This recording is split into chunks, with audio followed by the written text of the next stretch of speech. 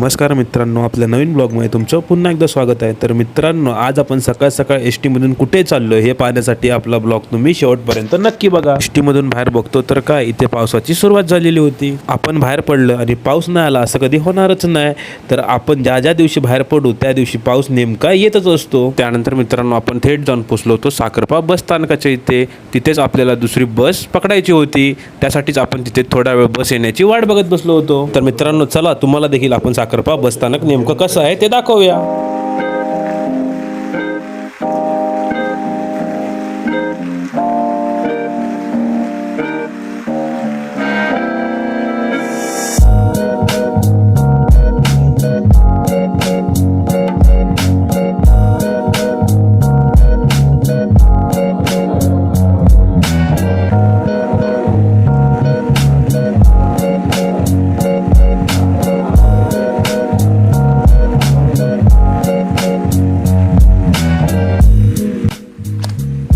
काय थांबत नाही.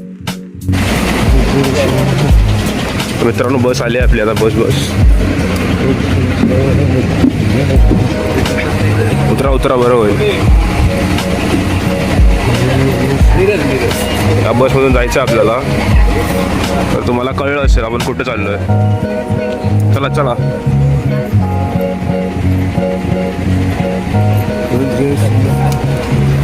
चला.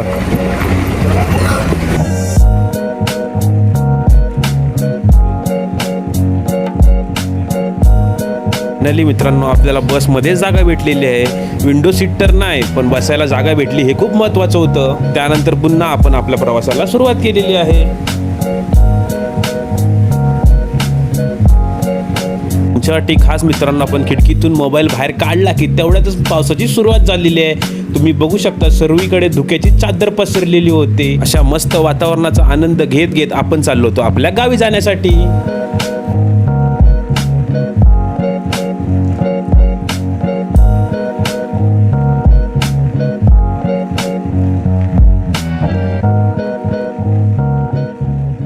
आपल्याला शूटिंग काढता येत नव्हती, त्यामुळेच मित्रांनो आपण थेट आलो होतो लास्टच्या सीटवर. लास्टच्या सीट सगळ्या रिकाम्याच होत्या.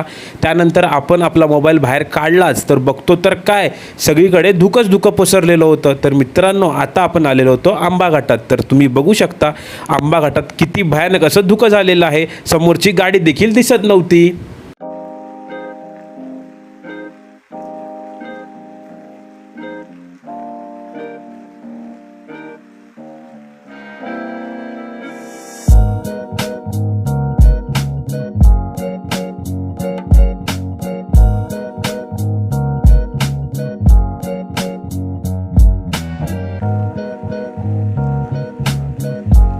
आंबा घाटातून जे कोण प्रवास करणार असतील तर त्यांनी एकदम सावकाश प्रवास करा, कारण की आंबा घाटाचा रस्ता छोटा असल्यामुळे गाड्या एकमेकांना एकदम घासून जात होत्या आणि बाजूचं काहीच दिसत नव्हतं.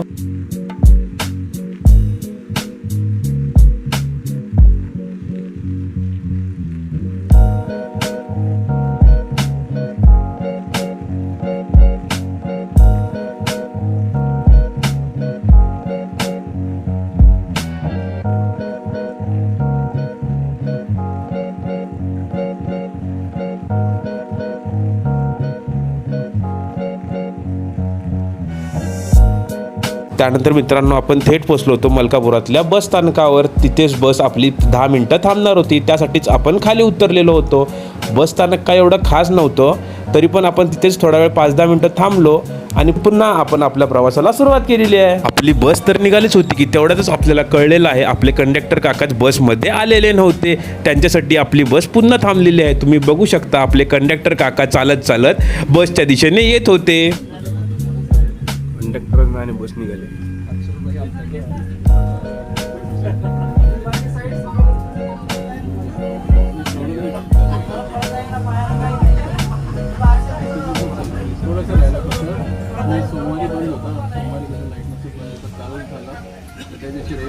मित्रांनो, आपलं नशीब बघा किती चांगलं आहे ते. आपल्याला विंडो सीट तर भेटली आहे, पण त्या विंडो सीटची विंडोच उघडत नाही. करायचं तरी काय.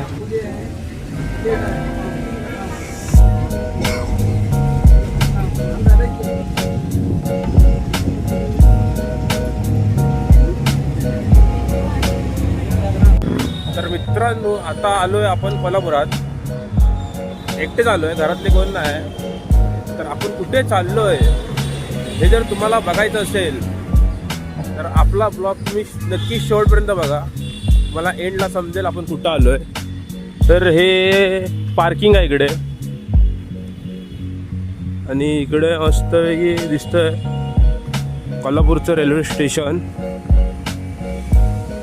आम्हाला दाखवतो आपल्याकडे विषय आहे जरा, त्याच्यामुळे नडतं आपलं काम.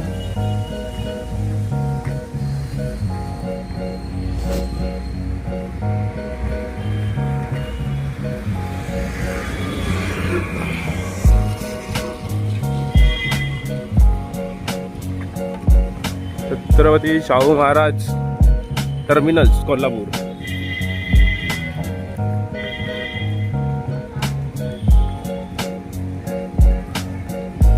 इकडे कबूतर तुम्ही बघू शकता, कबूतरच कबूतर आहेत.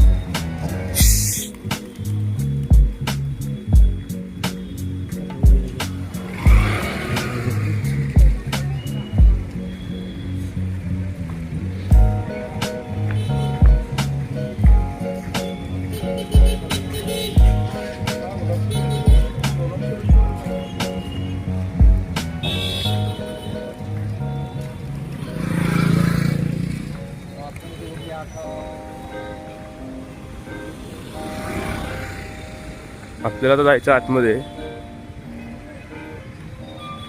काम चालू आहे वाटतं.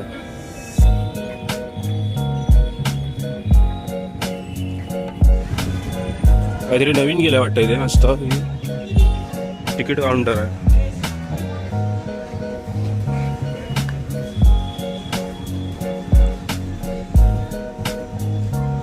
अरे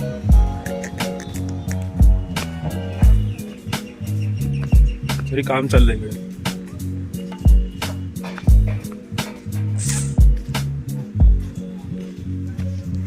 गर्दी कमी आहे.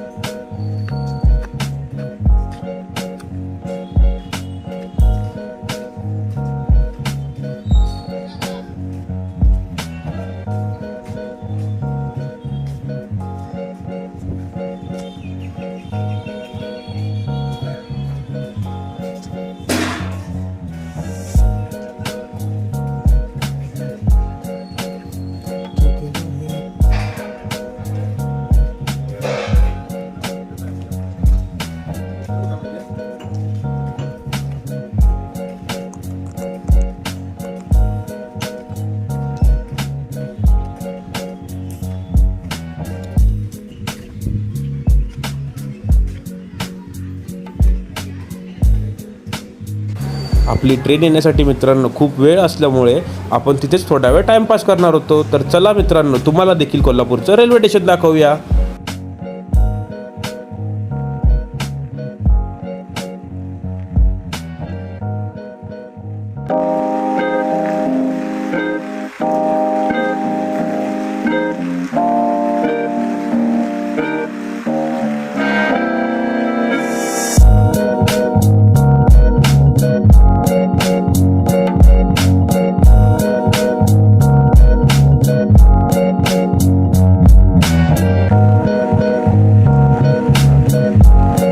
तिथेच आपल्याला बसण्यासाठी मस्तपैकी बसण्याची जागा बघितली आणि आपल्या ट्रेन येण्याची वाट बघत बसलो होतो.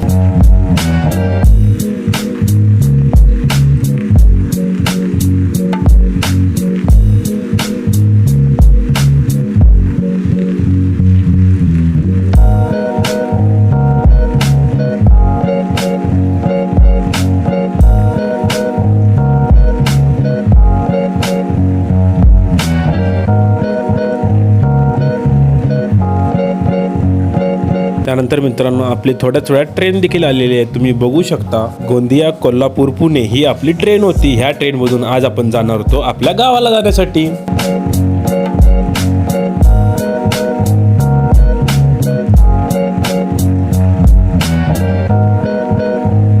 त्यानंतर आपण थेट चढलो होतो ट्रेनमध्ये, कारण की आपल्याला आज जायचं होतं गावाला जाण्यासाठी.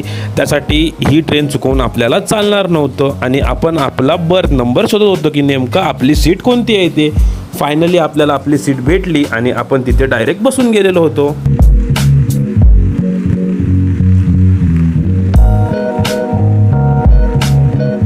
त्यानंतर आपण आपली खिडकी उघडली आणि बाहेरचा व्ह्यू एन्जॉय करत होतो की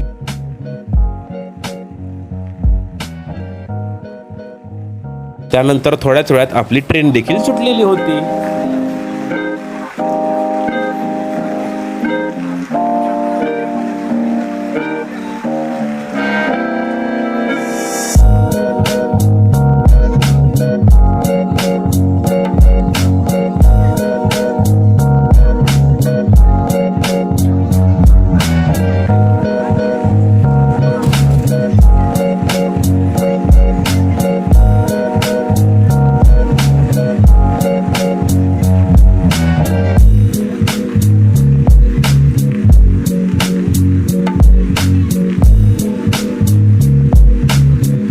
थोड्याच वेळात आपल्याला कोल्हापूरचं मस्तपैकी हिरवागार वातावरण देखील दिसलेलं आहे. हे वातावरण एन्जॉय करत करत आपण चाललेलो होतो आपल्या गावाला जाण्यासाठी. त्यानंतर आपण कोल्हापूरला केलं बाय आणि थेट निघालो आपला पुढचा प्रवास करण्यासाठी.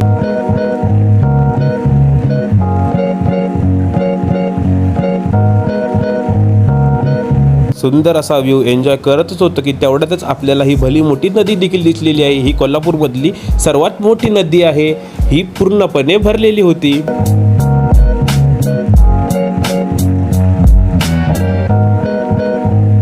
तर मित्रांनो आपल्याला एका ठिकाणी बसवतोय कुठे, त्यामुळेच आपण आलो होतो रेल्वेच्या गेट जवळ आणि हा व्ह्यू आपण रेल्वेच्या गेटमधून बघत होतो.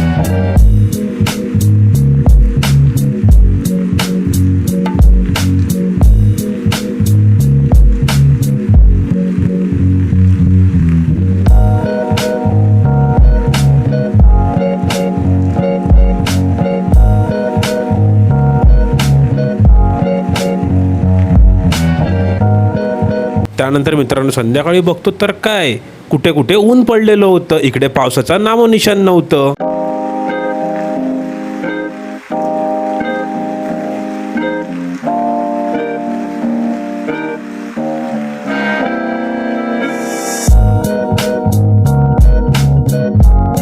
तर मित्रांनो आपण रात्रीची काही शूटिंग काढलेली नाही, कारण की रात्रीचा जास्त काळोख असतो आणि काही दिसत पण नाही. तर तुम्ही बघू शकता ही पुण्यातला व्ह्यू आहे. पुण्यात रात्रीचे पण सगळीकडे लाईटिंगच चालू आहेत. म्हणजे बोलतात ना पुणे तिथे काय उने, हे वाक्य एकदम बरोबर आहे असं मला वाटतंय. सगळीकडे लाईटिंगच लाईटिंग, जिकडे बघावं तिकडे लाईटिंगच दिसते आपल्याला.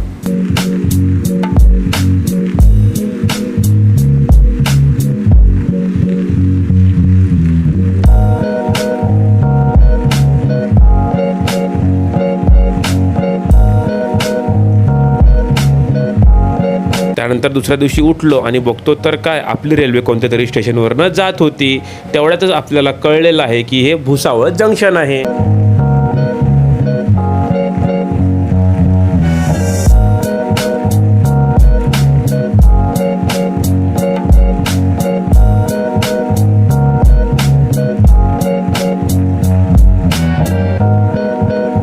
नंतर मित्रांनो आपण मस्तपैकी दरवाजातूनच बाहेर बघत होतो की नेमकं रेल्वेचं काय काम चालू आहे. ते भुसावळच्या जवळ इथे थोडंफार कामकाज चालू होतं. तर मित्रांनो आता आपलं स्टेशन आलेलं आहे. तर आता आपण आलेलो आहे अकोला या स्टेशनवर. आपल्याला सुट्टी असल्यामुळे आपण आलो होतो आपल्या गावाला. अकोला हे आपलं गाव आहे.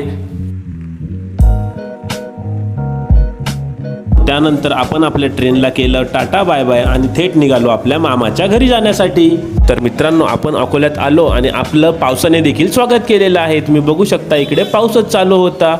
मित्रांनो पाऊस काय आपली पाठ सोडत नाही.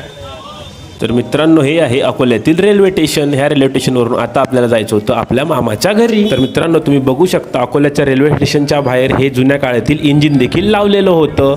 तर मित्रांनो हे इंजिन बघत बघत आता निघालेलो आहे आपण मामाच्या घरी जाण्यासाठी. तर मित्रांनो तुम्हाला आपला ब्लॉग आवडला असेल तर लाईक करा, फॉलो करा आणि शेअर करायला विसरू नका.